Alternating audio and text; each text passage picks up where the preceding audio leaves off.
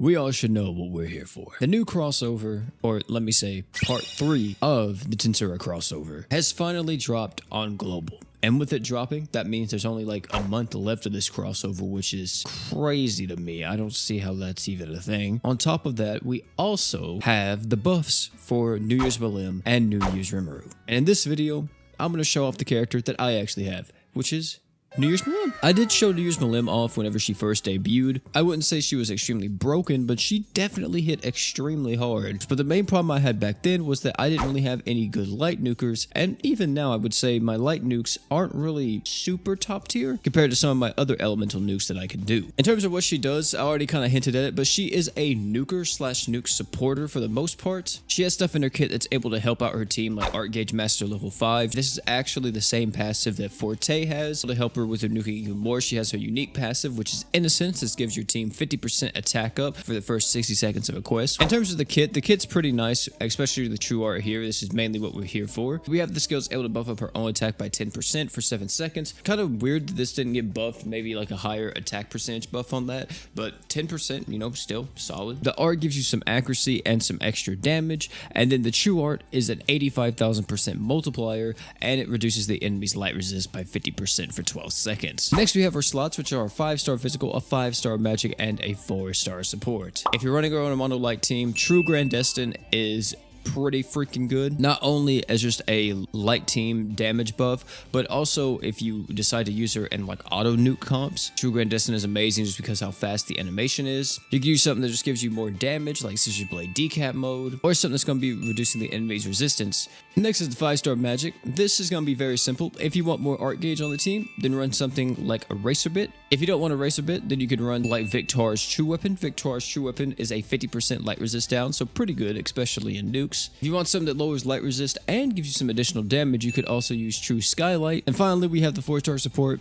This mainly is going to be used for extra arch gen, so look at stuff like Arc Ignite. And the 2 crests that I think that you should be going on Millim most of the time would be stuff like Attack Up, Promise of Funeral God, and Art Gauge Up. And now we have the animations. I have showed these animations off before, if I'm not mistaken. This is the first time I'll be looking at these animations with new knowledge. Current day OP, a little bit more knowledgeable, you know, a little bit more in the know compared to old school OP. So I'm interested to see exactly what kind of animations she has because I don't remember too many of them apart from the true art. So we have the attack here, which this is a yo-yo, right? Yeah, it's like it's not really a yo-yo, but just a little slashes right here with the whip. Looks kind of cool. You have the skill. The skill, I do remember this. Skill's pretty nice though. It's going to be covering the full screen for the most part, so everyone should be getting hit.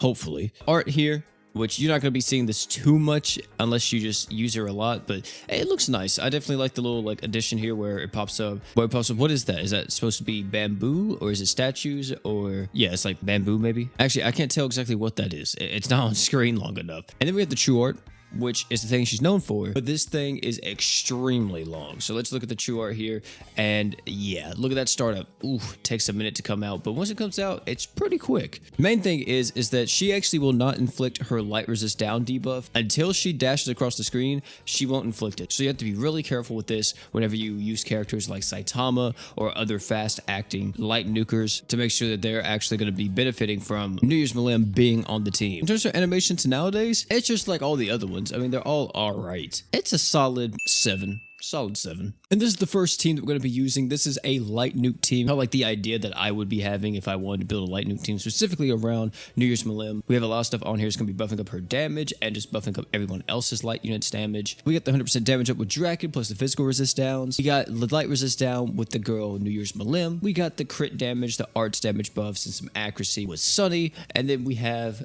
a lose. Ugh. But he's going to be giving us some crit rate, plus he's also going to be giving us a 40% damage buff, if I'm not mistaken, right? Is it 40% or is it different? Yeah, 40% damage buff for the entire team. So first and foremost, let's start out with the takedown battle. Let's see how much damage we can deal here, and I'm curious to see if we can actually one-shot this boss without me needing to like really play or anything. As you see here, unfortunately, Draken will go first, which is fine, but you're not going to see too much damage from New Year's Millim, but dang, look at the damage from Millim. Wait, did Millim not kill? There we go. Okay, that's actually, wow. I wasn't thinking New Year's Millim was going to hit that hard. That had to have been New Year's Millim's damage, right? There's no way that was like Draken's damage. Let me check. Oh, it was Draken's damage. Pog. But then again, Draken at the end kind of used his art. So, you know what? I'm going to do that again. I'm going to do that again, but I'm not going to let Draken use his art. I want to see if just New Year's Millim will kill with her true art, because her true art is kind of lengthy, which is something to take note of. And here we go with all the damage. So let's see. Does New Year's Millim kill? She does. Okay, New Year's Millim does kill. Without Draken using his art, she will actually kill. That's pretty good. Here's the damage numbers. Yeah, Draken still hits the hardest. That's actually surprising. But let's see how well it does in like an actual boss fight against like Radak or somebody. Oh.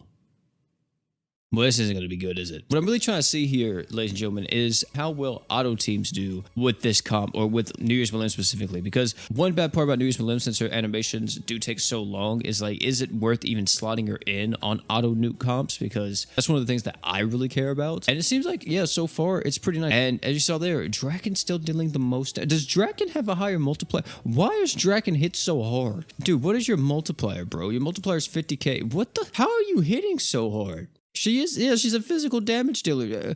I don't, what? And then here we go with this one, and I'm pretty sure Radak's gonna die, no problem. Like, yeah, that's nothing. This team by itself is actually pretty strong. It's doing a lot of damage, and it's doing it very consistently, and I think that's gonna be kind of it for right now. The only thing that I would really do is show her off on a team that's not Model Light, but I would probably be using kind of the same comp. If I wanted to use her on a different team, it'd probably be like New Year's Millim, Melty, alongside Draken, and then the last unit would be maybe Sunny still. So we're still primarily using a light team, right? It's just one unit isn't light. But this character, pretty good. The buffs are nice. I think she's even better now, because once you get her max luck, you're going to be able to use her as an auto nuker like I was showing off. Not only are you going to be able to use her as an auto nuker, you're also going to be able to use her as just your main nuker. And she can also be used in farming, which is extremely good. The main negative that I see to New Year's Millim is the fact that she doesn't have any type of major damage passives in her kit by default. Like, nothing gives her like 100% damage up during true art. Nothing in her kit really does that, so you have to provide that to her by other means, which is fine. Apart from just slow animations. But you know, it's fun. It's fun. It's cool. That's all I pretty much have to say about New Year's Millim. Great character. Pretty much just as good as I remember her. Arguably even better now. So I gotta work on getting this character max luck, which means tomorrow we are going to be live streaming. Yes, sir, we're going to be live streaming probably at around 3 p.m. CST. But I may be a little late, because you guys know